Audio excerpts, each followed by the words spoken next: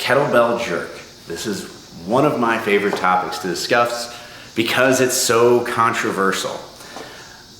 I have a very strong belief that jerking, learning to jerk with the elbow connected to the hip is much more effective and much safer than jerking from the shoulder with the kettlebell. So before I get into this, I want to talk about the history of weightlifting and kettlebell sport. They both originated in Russia in the same place.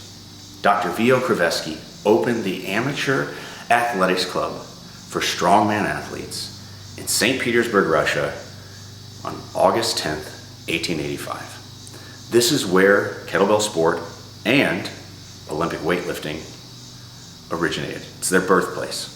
So they're going to have a ton of similarities.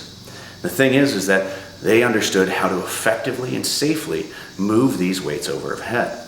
And so one of the key issues with weightlifting is keeping it close to your center of mass, especially if you're going to do it for multiple reps or even for extremely heavy weight.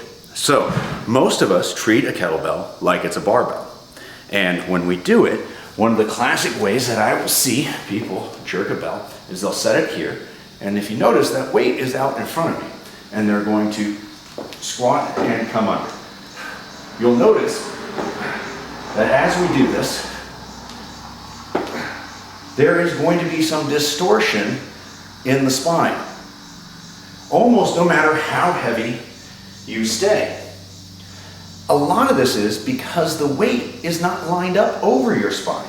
Now maybe if you were jerking the bell from here, that would be a different story, right? If we're coming up from the shoulder and taking it up where it's more similar to an Olympic style jerk.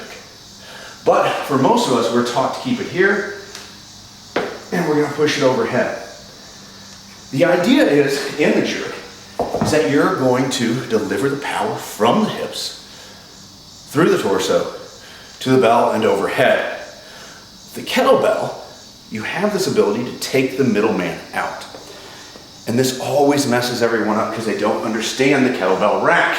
So that kettlebell rack is resting right on the hips. The glutes are squeezed.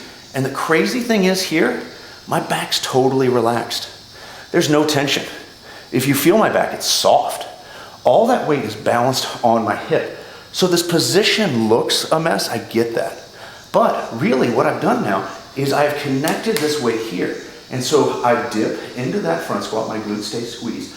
I'm going to drive my hips towards the ceiling and then settle underneath in a neutral spine with the weight lined up over my spine and stand it up. All right, if that doesn't connect with you, most of us have a general idea about weightlifting. So when a weightlifter gets set up for a jerk, we rest it up on the collarbones, on the shoulders, close to the spine, right? And so when we squat, we have this direct connection from shoulders to spine, and we drive it up and we settle underneath, or we can split squat, right? Or split the jerk underneath as I screwed that up. All right, so, but as you get into your split jerk, right, you can settle it underneath and straight up, but you're keeping that line tight to the spine. With the kettlebell, if we were to say that this was a kettlebell, everyone would go, this is a terrible position to do the jerk from with a barbell. If you saw this, you'd be like, oh my God, are you in a body pump class doing jerks? Well, we get it because the weight is out here. This is, you can't support it, it's not close to the spine. That's the same position as the kettlebell, right? You're here, even if you're here, resting against the chest. That's not a great position to move from because there's no other structural stability there. That is why even if you're doing fitness style stuff, just like you should learn proper techniques to jerk the barbell with, you should learn the proper sport techniques to jerk a kettlebell with, and not this mishmash stuff. Not the stuff where I'm gonna stay really tight and counter the weight and push from here, because eventually you're gonna be doing multiple reps with this. You're probably gonna fatigue. So you might as well do it like the other professionals do it. Like the Olympic weightlifters and the professional kettlebell sport athletes. They don't do it because, for whatever reason you think that they're doing it. They're doing it because it's the most effective and efficient way to deliver power, because all of us are trying to deliver that power from the hips.